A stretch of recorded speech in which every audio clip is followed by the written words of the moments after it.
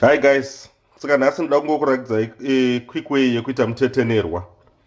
Mutetenerwa inzungu dzine salt, tikada kungodzikanga very fast. Saka in the meantime ndaisa stove yangu pa7 minute 7 pa7. Poto yacho yandoshandisa kungokangira zvinhu ndiyo iyoyi, ndiyo inonyatsoita nzungu manje idzodzidzi. Inzungu dzandinoita now and again kana ndichingonzwa kuda kanzungu kane salt. Saka nzungu dzacho ndeidzi dzandiri kushandisa. Saka dzine makanda adzo ende munenge mune tuma rejects mukati umu. Saka ngotanga ndadziseparata ndichibuditsa zvandiri kuda, zvandisiri kuda, kuitira kuti ndinokanga dziri whole, dziri right dzacho. Saka normally ndozviitira muplate because zviri easy kudzispreada. Ende ndine tuma packets panapa. Iri ndachingoripedzisawo hangu, then ndine rimwe packet because idzi dzishoma idzi, but kungobvisa dzinenge dzakaipa dzacho. Saka idzi ndo dzandasara nadzo idzi, dzandabvisa tuma particles nechichi. Saka ndakudzitora ndodzisa mupoto iya yandanda kupreheat.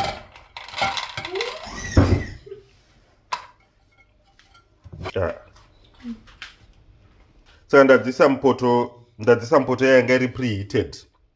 Saka kutokanga kwandakutoita.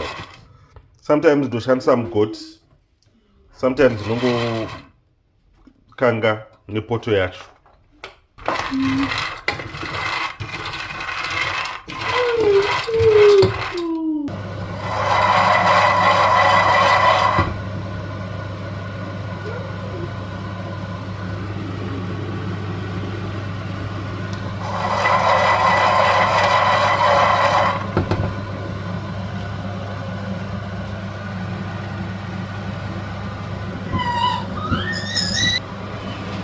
Saka dzadai so ndofunga ndakanga for about 7 minutes. Ndongoisa tumvura, then ndongoramba ndichidzikanga. Ini ndinodai so, vamwe havadai vanozongoisa mvura vakuda kupedza, but ini ndodai because ndoda dziri a bit softer than dzimwe. Ndoita hangu maversion ese, but nhasi ndomboisa tumvura ndokanga futi. Takusvika kwekugumisira ndozoisa imwe mvura. Ndine kagango kangu paside, kandoda kukurakidzai. Saka umu mune nzondora, zvikanganwa, hama nemabhonzo. Ndazvisanganisa kagango.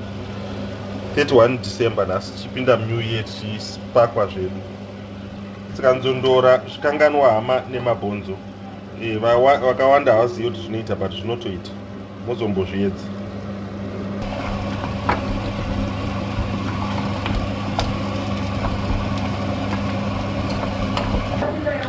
Saka dziri kutoibva nzungu idzi, dzisina kunyanyoomarara, dzisina stress, dzine kasofters.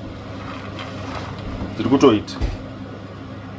Saka ndakumbowedzera futi tumwe tumvura mbichana.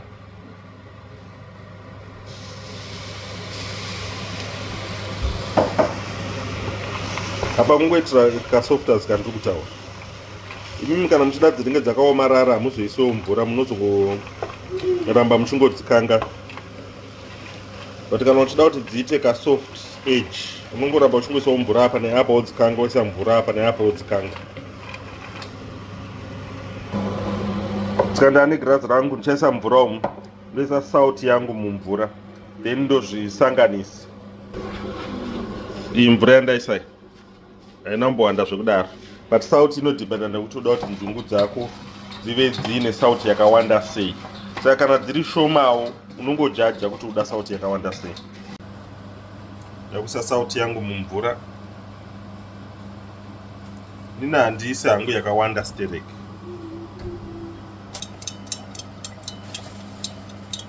Then ndongoisanganisa. Ndobva ndaisa mvura yangu ine salt iyaya. Ndamboisa imwe, but handina kukurakidzai, but ndamboisa imwe yacho. Then ndongotanga kungokanga futi. then apa ndichangoramba ndichikanga kusvika dzaibva zvandinoda, then ndichingoita ndichingotesta. Ndakangonzwa kuti right dzinenge dzatobho. Vanoda dzakaomarara strike unoramba uchikanga kusvika mvura yese yabuda munzungu. Vanoda dzine kaunyoro unongosiyirawo paroti. Saka nzungu dzangu dzakuma-final stages. Mabhonzo angu akuma-final stages. Kupedzisa mabhonzo aya ndangoisa mapeppers nema-onions. Mabhonzo aya anga asiri mudariro hawo, but ndangoti ndingokurakidzai.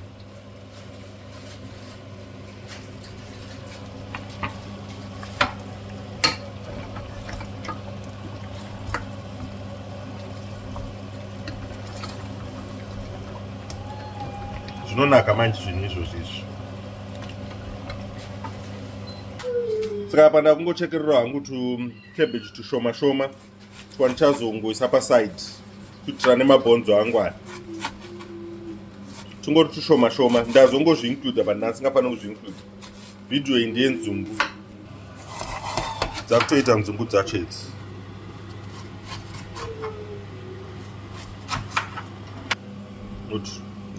Ndongotufrya paside tukushoma shoma kudai. Ndine rimwe rakasara nezuro saka ndetingowedzera. Uyu white mutetenerwa wedu. Osana nongoisa muplate then ndotanga kuurova zvangu.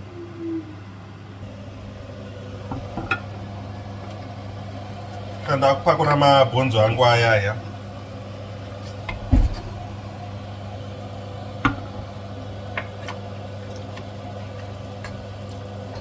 Ai zvinonaka manje. Katoti kuti chizviita.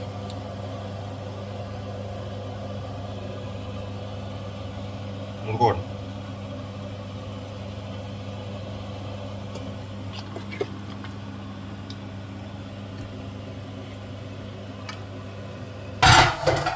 It's dzapera. Ndo final stage yacho. It's ready to serve. Mabhonzo acho aya. Pasara cabbage kacho. So ndangoisa tumafuta mupani. Saka mafuta eda kutoita. Saka kuti cabbage ringopindawo flavor, pane kanenge kandinoshandisa vegetable seasoning. Iyi inoita unge salt. Ingoriwo neseasoning inongoita kuti zviite flavor. Kana muchikwanisa kuiwana iyo inoita. Kana kuti munongoisa zvimwewo mamwe maspice amunoda mumafuta umu. Then motofrya cabbage renyu.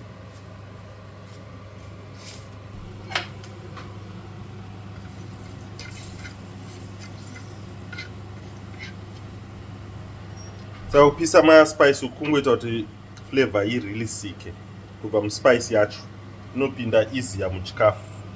Then tobva tangoisa tumadomasi, tumapepa, tongoti kangei. Then tobva taisa cabbage redu.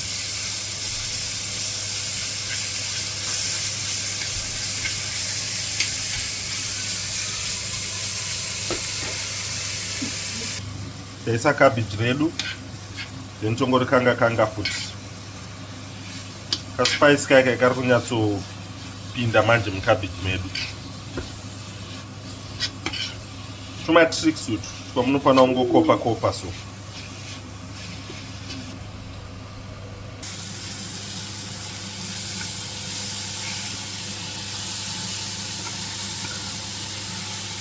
Flavor yedu yapinda mucabbage redu. Riri kunyatsokangika mushe.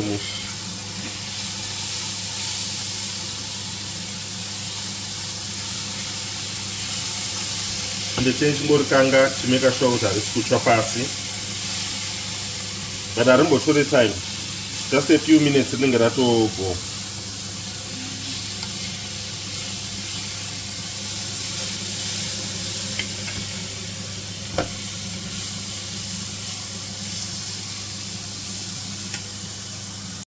Saka tapedza.